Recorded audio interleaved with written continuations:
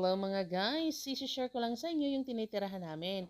Ito pala yung harap ng balcony, makikita mo yung dagat. O di ba pati yung mga sasakyan. At dahil madaling araw na, wala ka nang makikita dyan, konti na lang. At tamang-tama, may pa-breakfast sila, libre lang yan. Kaya tamang-tama mga guys. Late kasi kami dumating, kaya late din kami matutulog. Ayan, dumating na yung breakfast natin, may pa-yogurt pa. Dahil alam nila, may kilos ako.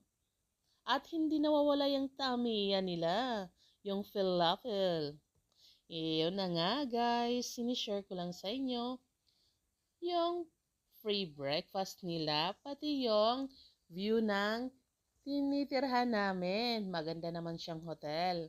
Kaso nga lang, andito lahat. First time namin to dito. Hindi talaga kami dito nag-check-in.